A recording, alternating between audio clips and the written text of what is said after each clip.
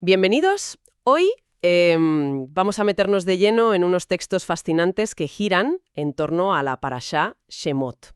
Unos textos muy interesantes, ¿sí? Exacto. Las fuentes que manejamos proponen una idea que, bueno, de primeras puede chocar un poco. Mm. Que la situación de Israel funciona como una especie de barómetro espiritual para toda la humanidad. Nuestra misión hoy es entender qué significa eso de ser el primogénito de las naciones. Claro. Y cómo esa historia de esclavitud y liberación de hace milenios, pues habla de una necesidad universal que sigue muy vigente. Venga, vamos a desgranar esto. Es que es una idea muy potente. Nos obliga a darle una vuelta a una historia que creemos conocer de sobra. El concepto central es ese, que si Israel es la cabeza de las naciones, su estado espiritual tiene un eco en todo el cuerpo. Claro. Y la pregunta que sale de ahí es inevitable. Si la cabeza está en esclavitud, ¿en qué situación real está el resto del cuerpo? Aunque ni siquiera se dé cuenta. Es una analogía que nos va a llevar a sitios muy profundos. Pues empecemos por ahí, por el principio de esa analogía. El punto de partida es una afirmación muy directa en el libro del Éxodo, capítulo 4. Así ha dicho Yahvé, Israel es mi hijo, mi primogénito. A ver, cuando una oye primogénito... Piensas en privilegios. Exacto, en herencia, en un estatus especial, pero los textos parece que apuntan en otra dirección, casi como si fuera una carga. ¿Cómo se resuelve eso? Esa es la clave. Se resuelve entendiendo que, en esta cosmovisión, primogenitura equivale a responsabilidad. Ah, No es un título para presumir, para nada. Es una función que cumplir. Según las fuentes, ser el primogénito significa ser una guía, un modelo. o sea, mostrar el camino. Eso es, la responsabilidad de mostrar el camino al resto de los hermanos menores, que en este caso son las demás naciones. De hecho, el profeta Jeremías, en el capítulo 31, refuerza esta idea de una forma muy visual. Llama a Jacob cabeza de naciones. Entiendo la metáfora del cuerpo. Lo que le pasa a la cabeza afecta a todo lo demás. Si la cabeza tiene migraña, pues el cuerpo no puede funcionar bien. Pero, ¿hay ejemplos concretos en los textos de esto? Totalmente. De hecho, es la lógica que hay detrás de gran parte de la narrativa de los profetas. Pero es que hay otra capa más, que es fundamental. El propio libro del Éxodo, un poco más adelante en el capítulo 19, añade otra dimensión. ¿Cuál? Dice que Israel será un reino de sacerdotes, de Coanim, y una nación santa. Un momento. Has usado el término hebreo kohanim. Para la gente que nos escucha y quizá viene de otra tradición, ¿puedes explicar brevemente qué significa y por qué es tan central aquí? Claro, es un punto crucial. La raíz de la palabra hebrea Cohen, que traducimos como sacerdote, significa literalmente intermediario. Un puente. Un puente, exacto. Su función no es estar por encima, sino servir de conexión entre el Eterno y el resto de la humanidad. Por tanto, ser un reino de sacerdotes no es un privilegio para recibir más, sino una posición de servicio para dar más, para facilitar esa conexión a otros. Vale. Si aceptamos esta idea de Israel como cabeza y sacerdote intermediario, eso nos lleva a una pregunta bastante incómoda. Los textos, por ejemplo en Daniel, hablan de un momento de gran oscuridad espiritual justo antes de la venida del Mashiach. Si la cabeza está en esa situación, ¿qué implica eso para el resto del mundo? Implica que la restauración de todos depende, de alguna manera, de la restauración de la cabeza. Los textos de Shaul, del apóstol Pablo, en Romanos 11, son la clave para entender esto. Ah, sí. Dice que si la exclusión temporal de Israel trajo la reconciliación al mundo, su readmisión será nada menos que vida de entre los muertos. Es una afirmación potentísima. Y, para explicarlo, usa la famosa metáfora del olivo. Espera, este pasaje de Romanos es fundamental para mucha gente que está haciendo esa transición de una cultura cristiana a una hebrea. La metáfora del olivo. Podemos desgranarla un poco, ¿no? Por supuesto. La metáfora es la de un olivo cuya raíz es santa. Y si la raíz es santa, dice el texto, las ramas también lo son. Vale. Algunas ramas originales fueron desgajadas y en su lugar se injertaron ramas de un olivo silvestre. La idea es que la savia, la vida, sigue viniendo de esa raíz original. Y la advertencia para esas ramas injertadas es muy directa. Sí, les dice, no te jactes contra las ramas. Sábete que no sustentas tú a la raíz, sino la raíz a ti. Es una frase que, redefine por completo la relación, ¿no? Pone el foco en una dependencia fundamental. Exacto. Invierte totalmente la perspectiva de quién depende de quién. Y esta centralidad, según la tradición que citan las fuentes, se ve incluso a nivel histórico. La importancia de los grandes reinos de la historia se mencionan Nimrod, Egipto, Babilonia, Grecia, Roma. Se define, desde esta perspectiva, por su relación con el pueblo de Israel.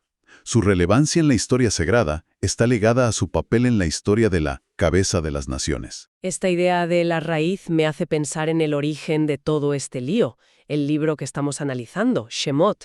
Para empezar, ¿qué significa Shemot? Shemot significa nombres. Es la segunda palabra del libro en hebreo. Y estos son los nombres.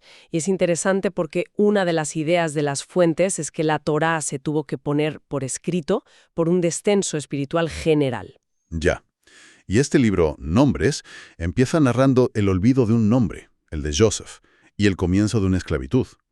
La conexión es directa. Entonces, si la cabeza de las naciones es esclava, estamos diciendo que en el fondo todo el mundo lo es, aunque sea de otra forma. Esa es exactamente la conclusión. Se trata de una esclavitud espiritual que es universal. Hay una frase en el profeta Isaías, capítulo 43, que es categórica. Yo soy Igabe, y fuera de mí no hay quien salve. ¡Wow! El argumento es que la soberbia, nuestro orgullo, que a menudo se disfraza de religiosidad, nos impide ver esta realidad, que somos esclavos de nuestra propia inclinación, de lo que en hebreo se llama la Yetzer Hara. Has usado otro término clave, Yetzer Hara.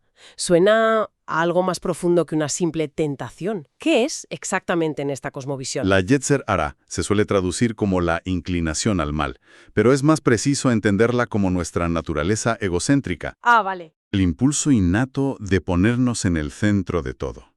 No es un demonio externo, es una fuerza interna, parte de nosotros. Es el motor del egoísmo, y según estos textos, es el verdadero amo que nos esclaviza. Esto me recuerda a la analogía que usan las fuentes sobre el matrimonio. Es brillante, porque es muy del día a día, como la explican. Pues de una forma muy práctica. Dicen que podemos cambiar de trabajo, de hábitos, de ciudad, pero son cambios superficiales, de forma y no de fondo. Claro, el problema lo llevamos dentro. Exacto. Y se manifiesta en el hogar. Los problemas con la pareja, la desobediencia de los hijos. La sociedad nos dice que es normal, pero estos textos lo ven como síntomas de nuestra naturaleza esclava, de esa Yetzer Hara dominando nuestras relaciones. Es una idea muy incómoda, la verdad. Es mucho más fácil culpar al otro. Reconocer que el problema quizá está en nuestra propia forma de exigir las cosas. Es duro. Y esto nos lleva a la figura de Paró, del faraón. Exacto. La esclavitud es tan profunda que el esclavo ni se reconoce como tal. Se cree libre, Se cree con derecho. con derecho a que los demás cumplan sus expectativas. Y Paró no es solo un rey histórico, es el arquetipo de este egoísmo. Es el amor que no busca el bien del otro, sino que busca dominarlo y usarlo para el propio servicio. El te necesito para que me hagas feliz. Justo. Y eso es la antítesis del amor verdadero, que respeta la individualidad y busca potenciar al otro para que sea libre. Vale.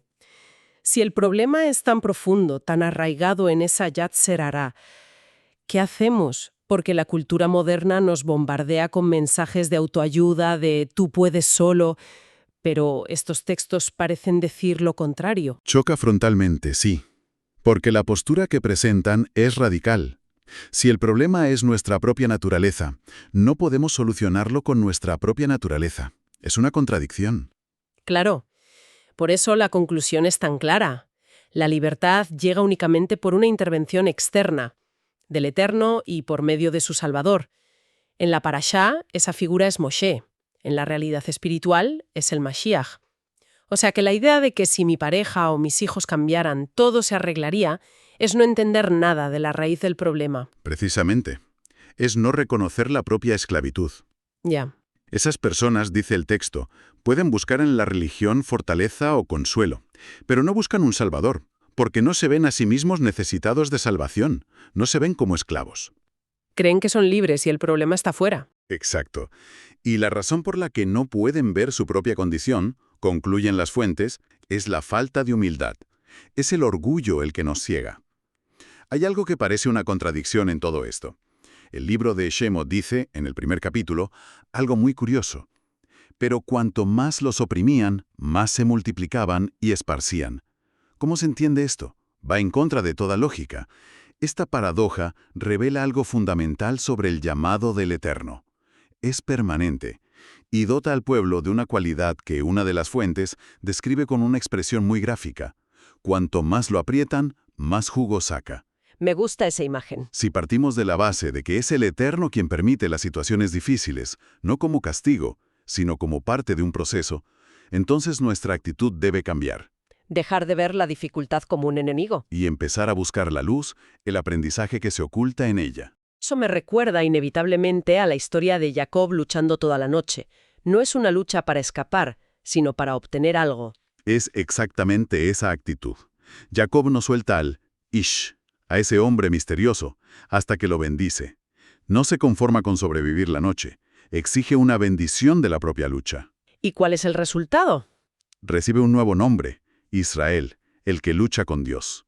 Ese nombre que es la identidad de todo un pueblo, es el fruto de esa actitud, de enfrentar la situación, por oscura que sea, hasta extraer la bendición, hasta convertir la maldición en bendición. Eso es.